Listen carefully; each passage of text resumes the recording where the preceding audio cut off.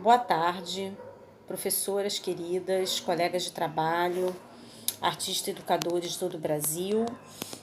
Hoje é o meu segundo vídeo, né? Dando continuidade àquele vídeo que a gente estava começando, uma conversa sobre Baby Class.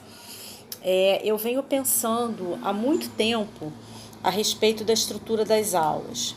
Não à toa, eu elaborei um método para isso, mas eu só vou falar dele mais lá para frente. Então, eu tô aqui hoje para falar uma coisa que me inquieta muito, é com relação a duas coisas que me inquietam muito. Uma é a estrutura da aula, né? Eu vejo muitas aulas de baby class onde eu não observo uma estrutura concreta, tá? Eu vejo muitas aulas hoje em dia que são com atividades lindas, preparadas, são atividades adequadas para a criança, são atividades conectadas com o desenvolvimento motor, com a faixa etária, mas eu não vejo um fio condutor de uma aula de balé clássico, tá? Então, a primeira questão que eu coloco aqui é com relação a uma coisa chamada estrutura. Qual é a sua estrutura para a aula de baby class? Isso é a primeira pergunta. Por que eu estou falando isso? Eu venho de um tempo onde o balé clássico, eu comecei a fazer balé clássico com 7 anos e eu não fiz baby class. Eu era aluna já fui para Barra, Centro, essa coisa toda. Mas, quando eu via as crianças indo para o baby class, eu via todas elas indo de coque, de colã, de meia, de sapatilha. E o que eu vejo hoje em dia? Tudo está conversado demais, a gente está numa outra época, onde a infância está sendo muito mais pensada, mais pesquisada, mais cuidada. Mas, por outro lado também, eu acho que tudo está conversado demais. E como é que era aquela aula lá atrás? Era uma aula mais formal, mais fechada. E como é que está a aula hoje? A aula hoje eu acho que ela está brincada demais, tá?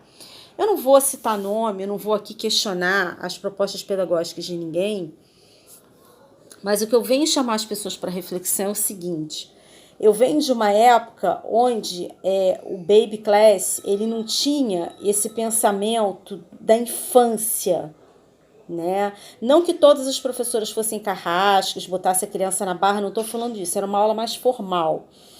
Mas, hoje em dia, por outro lado, eu não consigo observar em muitas aulas esse fio condutor, essa estrutura. Então, por exemplo, eu já assisti aula de amigas minhas, inclusive de escolas de referência, não vou dizer o nome, que quando eu entrei para assistir aula, não era uma aula de balé clássico.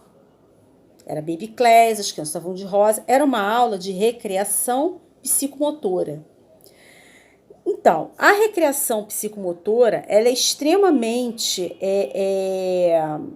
vamos dizer assim, edificante para a infância. Ela ajuda a criança a estruturar uma série de coisas. O brincar, ele é necessário, o brincar é importante. A criança aprende através do lúdico, sim. Mas eu olho para muitas aulas e eu vejo que o balé se perdeu. Muita coisa está se abrindo mão. Está se abrindo mão do cabelo preso. Eu, Luciana, entendo que a criança tem que ir para o balé, ela tem que ir de coque. Está se abrindo mão da meia calça, porque a criança não vai ter um trabalho muscular que exige aquecimento. Mas também está se deixando de ritualizar muita coisa com relação à a aula de balé clássico. Então, por exemplo, muitas pessoas falam assim para mim: as minhas alunas entravam em sala, elas corriam, mas quando eu botei brinquedos cantados, elas pararam de correr. O que eu tenho para falar sobre isso? Essa questão dos brinquedos cantados, repito, ela não está proibida numa aula de balé clássico. Mas a gente tem que entender que o professor, ele tem que ter o domínio de turma dentro da sua proposta. Você tem que chegar, você tem que se colocar como professor, você tem que saber abordar a criança, você tem que saber criar um grupo focado na proposta que você vai desenvolver. A gente está num momento onde a maior parte das crianças, elas entram em sala, aliás, não é em sala de balé, em qualquer espaço onde não tenha móveis, onde não tenha nada colocado, elas entram para correr. Isso eu observo desde 94, desde quando eu comecei a dar aula. E, infelizmente, a gente está lidando num momento que os pais não estão promovendo esse controle inibitório na criança.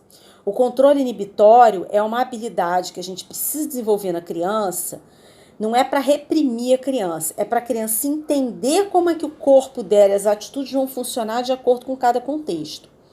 E eu, Luciana, ritualizo o seguinte: em sala de aula não se corre. Então, toda vez que uma criança corre em sala de aula, eu coloco a criança sentada. Eu falo, olha, vamos sentar, aqui não é parquinho, aqui é uma sala de aula e aqui não é lugar de correr. E o que eu observo é muitas vezes as mães falando assim, ai, não corre não que ela não gosta, quer dizer, eles estão sempre se se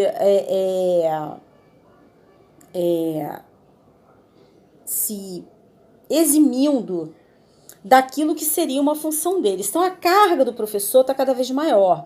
Agora, eu não acho que quer dizer que eu vou falar dessa segunda coisa. Eu falei, duas coisas me preocupam. É o excesso de lúdico como um fator que vá ser relevante, indispensável para a aula de Baby Class. O lúdico é importante, a abordagem lúdica, mas eu também observo muitas aulas com excesso de aparato, com excesso de informação. Aí as mães falam assim, a fulana, minha filha adorava ir pro balé tal, nossa, todo dia tinha brincadeira das princesas, ela brincou de Branca de Neve, ela brincou de Cinderela. E aí eu fico perguntando, e o que ela aprendeu de balé? Então, a gente precisa muito, nós professores de Baby Class, temos uma missão muito árdua. A princípio, todo mundo olha assim como um professor que não deu certo em outras áreas. Não, ele precisa dar muito certo como professor de Baby Class, porque você tem que ter domínio de turma, você tem que ter liderança, você tem que ter uma abordagem que você consiga fazer com que a criança responda às suas atividades. Você tem que trabalhar um controle inibitório muito maior do que era quando a gente entrava em sala de aula na década de 80, porque minha mãe não permitia que eu entrasse em lugar nenhum correndo. Ela não permitia isso no mercado, ela não permitia isso na papelaria, na farmácia, dentro de loja. Ela falou, não, correr no quintal, aqui você não vai entrar correndo. E a sala de aula era um lugar muito respeitado. Então, assim, o convite que eu faço a todos vocês hoje, a primeira coisa, o que é que nós vamos fazer para ritualizar o que é o espaço da sala de aula e para a criança entender que ela não vai correr e não vai brincar, não vai se pendurar nos lugares? Essa é a primeira pergunta. O que você vai fazer para ritualizar o espaço da sala de aula para que então você implemente a sua proposta? E segunda coisa, qual vai ser a estrutura dessa aula? E aí eu falo, quando você tem uma estrutura de aula pronta, uma estrutura de aula clara, aí sim você pode colocar todas essas coisas lúdicas. Eu não sou contra você colocar coisas na sala, como adesivo, boneco. O meu método, que vocês vão conhecer mais pra frente, ele é um método que ele tem material, mas ele é um material mais portátil, porque eu desenvolvi esse material numa época que não tinha essa quantidade de cursos que tem para Baby Class e eu tinha pouco dinheiro. Então, é uma proposta para se entender como, com pouco dinheiro, você desenvolve uma aula de Baby Class. Né? Eu não estou aqui criticando, eu acho que a chegada desses materiais ela é extremamente benéfica para o ensino da dança. Mas que a gente construa uma aula de Baby Class aonde a criança vá pelo balé e não pelo brinquedo. Que o brinquedo seja o meio e não o fim. Que o balé clássico seja o fim.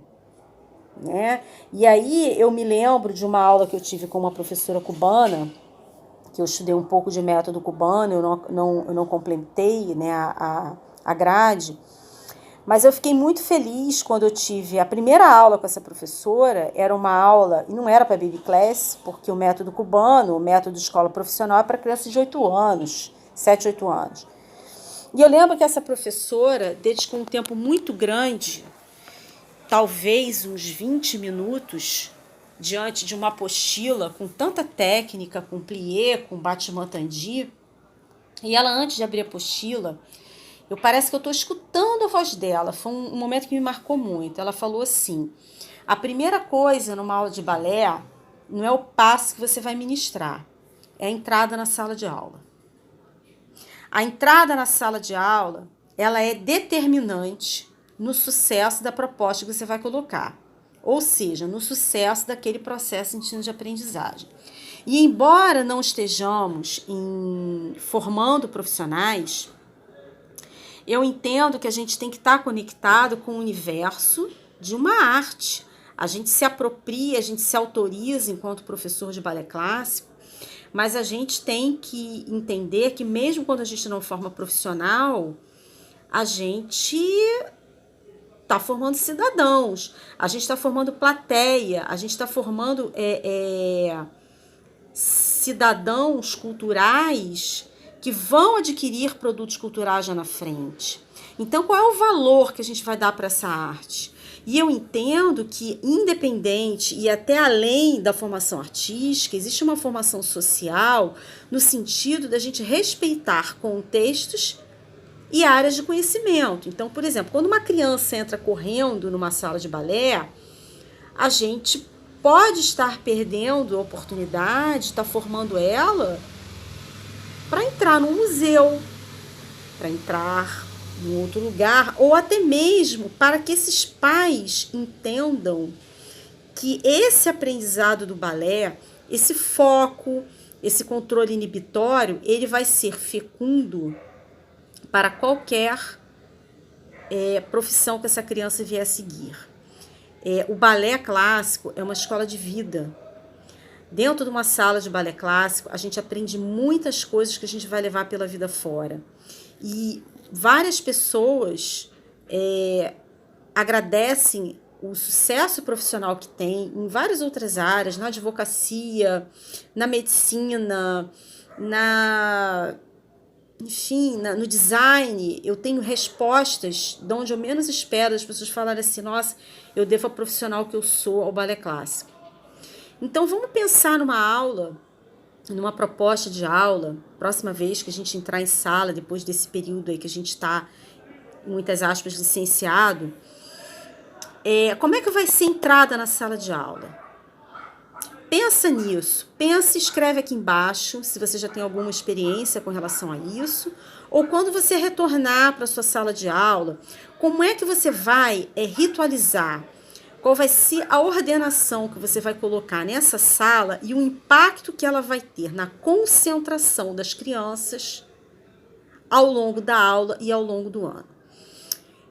Essa voz dessa professora que ecoa aqui dentro, desde a década, sei lá, acho que foi 2005 que eu fiz o curso do Balé de Cuba, lá se vão seus 15 anos, isso fez muita diferença. Quando eu passei a ritualizar a entrada em sala de aula, não só o baby class, mas todas as outras turmas, o tempo de aula ele foi muito, muito, muito mais produtivo, que se revelou em mais silêncio, em mais agilidade. As crianças ficam mais focadas quando você muda, por exemplo, de um canto do outro para a sala, quando você por exemplo, crianças de 6 anos, vamos sair do centro, vamos para a diagonal, eu senti elas mais focadas. É lógico que não é só isso, mas façam essa experiência, permitam-se essa experiência de criar uma organização para a entrada em sala de aula, que vocês vão ver a diferença. Eu sei que tem contextos onde você não tem como tirar as crianças de sala. O ideal é que você tire as crianças de sala e já coloque a música para essa entrada.